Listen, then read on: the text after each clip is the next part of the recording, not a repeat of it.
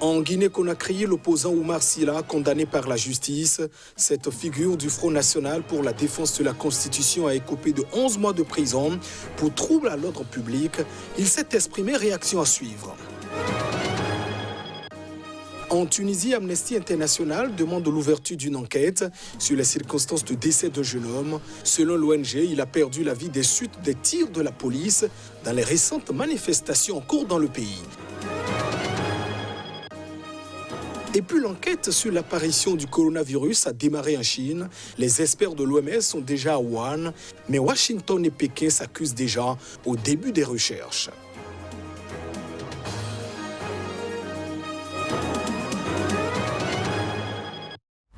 Voilà pour le sommaire de ce journal, bienvenue dans cette édition. En Guinée-Conakry, l'opposant au président Alpha Condé, Oumar Silla, est condamné par la justice. Poursuivi pour trouble à l'ordre public, il a écopé de 11 mois de prison ferme. Oumar Silla avait été arrêté au lendemain des violences qui ont suivi la proclamation de la victoire d'Alpha Condé à un troisième mandat. Un reportage.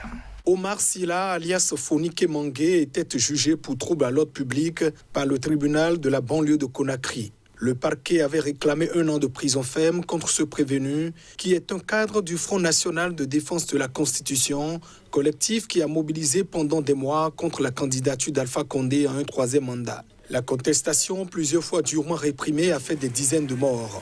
Dans son jugement, le tribunal a condamné Oumar Silla, alias Fonike Mangué, à 11 mois de prison ferme. Et chose rare, l'intéressé a réagi alors qu'il était amené par la police. Cette sentence ne changera rien à mon engagement envers la lutte. Je continue la lutte contre le troisième mandat de M. Alpha Condé. Je continue la lutte contre le troisième mandat de M. Alpha Condé. C'est lui qui a rendu ce verdict. Cette condamnation intervient dans un contexte de répression accrue de la contestation selon les défenseurs des droits humains. À l'issue du scrutin, Alpha Condé, âgé de 82 ans, a été proclamé vainqueur malgré les protestations de son principal adversaire, criant à la fraude et des remises en cause de la constitutionnalité de sa candidature. Les proches de Oumar Silla n'entendent pas abandonner la lutte. Jacob Zuma, lui, perd son droit au silence qu'il a argué jusqu'ici pour refuser de témoigner devant la commission anticorruption. Une décision de la Cour constitutionnelle sud-africaine rendue ce jeudi contraint désormais l'ancien président du pays de s'exprimer. Jacob Zuma aurait usé de plusieurs recours pour espérer ne pas devoir répondre à la commission d'enquête qui veut l'écouter sur des présumés dossiers de corruption qui remontent à sa présidence. L'ancien président n'a témoigné qu'une seule fois devant la commission présidée par le juge Raymond Zondo en juillet 2019. Mais il s'était retiré au bout de quelques jours, considérant qu'il était traité comme un accusé et non comme un témoin. Début octobre, la commission anticorruption était montée d'un cran en assignant Jacob Zuma à témoigner, menaçant qu'une absence sans motif constituerait une infraction pénale. Après des mois à jouer au chat et à la souris, Zuma s'était finalement présenté, mais n'avait pas fait entendre le son de sa voix. Et cette audition s'était concentrée sur l'examen de la demande de l'ex-président de recuser Raymond Zondo, selon lui impartial. La commission avait répliqué en saisissant la Cour constitutionnelle afin qu'elle se prononce sur l'obligation de Zuma à témoigner. À nouveau convoqué en janvier, l'ancien chef d'État avait fait savoir par le biais de ses avocats qu'il ne se représenterait pas. Cette fois-là, les auditions n'avaient toutefois pas eu lieu. Le président de la commission devant s'isoler après qu'un de ses proches collaborateurs a été testé positif au Covid-19. Cette dernière convocation prévoyait aussi que Zuma vienne témoigner du 15 au 19 février. En attendant, la décision de la Cour constitutionnelle est tombée ce jeudi. Monsieur Jacob Zuma est enjoint de comparaître et de témoigner devant la commission aux dates fixées par celle-ci. Il n'a pas le droit de garder le silence pendant cette procédure, a déclaré la Cour. La commission n'a pas encore donné une nouvelle date de convocation. Les autorités tunisiennes sont sommées de faire la lumière sur les circonstances de décès d'un jeune homme. Amnesty International exige l'ouverture d'une enquête pour élucider cette affaire.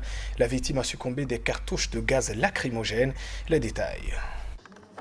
La victime, Rachdi, âgé de 21 ans, est décédé de ses blessures lundi. Ses proches ont protesté jeudi devant la municipalité pour réclamer justice, mais aussi des efforts pour développer cette région du centre marginalisée.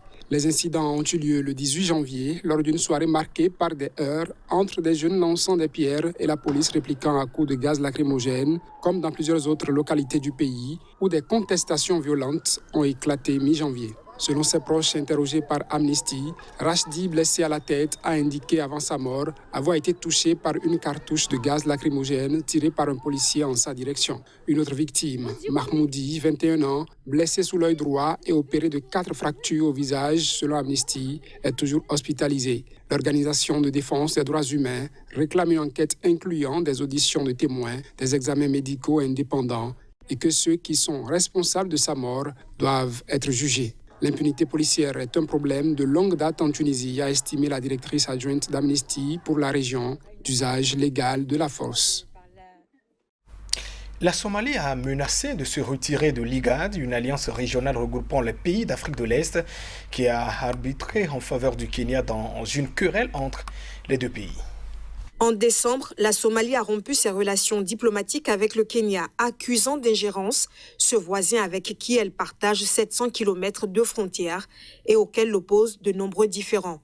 Nairobi a réfuté tout comportement inapproprié, accusant Mogadiscio de chercher des boucs émissaires à ses problèmes internes. L'autorité intergouvernementale pour le développement, IGAD, qui regroupe le Kenya, la Somalie, le Soudan, Djibouti, l'Éthiopie, le Soudan du Sud et l'Ouganda, l'Érythrée a suspendu sa participation, avait alors commandé un rapport d'enquête sur les accusations de la Somalie. Mercredi, le Kenya et la Somalie ont tous deux annoncé que ce rapport avait conclu au rejet de l'accusation somalienne, renforçant le courroux de Mogadiscio.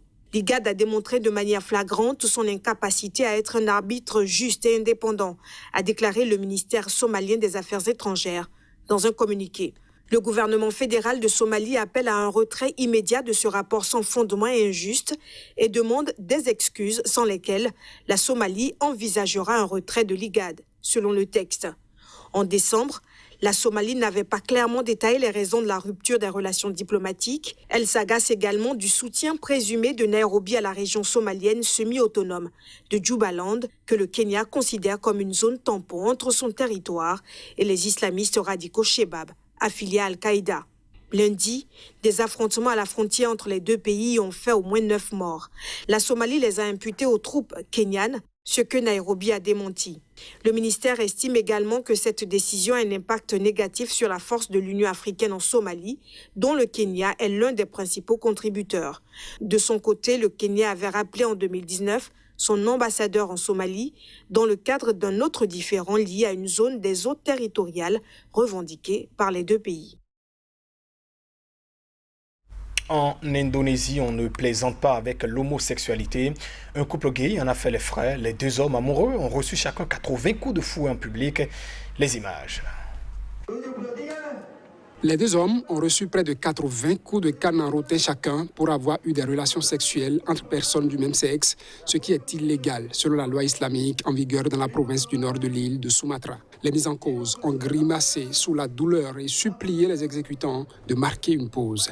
La punition a été interrompue brièvement et les deux hommes d'une vingtaine d'années, vêtus d'une tunique blanche, ont été autorisés à boire de l'eau avant de continuer. La mère de l'un des hommes sanctionnés s'est évanouie. Les deux hommes avaient été arrêtés en novembre, dénoncés par le propriétaire d'un logement qu'ils avaient loué. Les relations sexuelles entre personnes du même sexe ne sont pas illégales ailleurs en Indonésie, mais à Aceh, seule province du pays d'Asie du Sud-Est qui applique la charia, la flagellation est une punition assez courante. Elle vient sanctionner des délits allant du jeu à la consommation d'alcool en passant par l'adultère. 3 autres hommes et une femme ont été flagellés jeudi de 17 à 40 coups de canne pour avoir bu de l'alcool ou fréquenté des personnes du sexe opposé en dehors de leur famille. Les associations de défense des droits de l'homme dénoncent ces punitions et le président indonésien Joko Widodo a appelé à y mettre fin. Mais la flagellation a le soutien d'une partie de la population. L'enquête sur l'apparition du nouveau coronavirus en Chine peut désormais commencer. Les experts de l'Organisation mondiale de la santé, l'OMS, sur place depuis 2 semaines, ont fini leur quarantaine. Leur mission démarre sur fond de passe-temps verbal entre le pays hôte et les États-Unis. Plus d'1 an après l'apparition du virus, les experts de l'OMS débarquent à Wuhan, Après 14 jours d'isolement, pour s'assurer de leur état de santé, ils peuvent désormais investir le terrain. Une enquête poussée et claire, c'est ce qu'exigent les États-Unis d'Amérique. Il est évident que la désinformation que nous avons constatée provient également de certaines sources en Chine et nous préoccupe beaucoup. Il est impératif que nous allions au fond des choses dans l'apparition de la pandémie en Chine et nous soutenons une enquête internationale qui, à notre avis, doit être poussée et claire. Une déclaration que la Chine prend pour une interférence politique. Son chef de la diplomatie a aussitôt réagi. Nous espérons que les États-Unis pourront travailler avec la Chine avec une attitude responsable, qu'ils respecteront les faits et la science, qu'ils respecteront le dur travail de l'équipe d'experts internationaux de l'OMS sur la recherche de l'origine du Covid-19 afin qu'ils puissent mener des recherches scientifiques sur la recherche des origines du Covid-19 libres de toute interférence politique.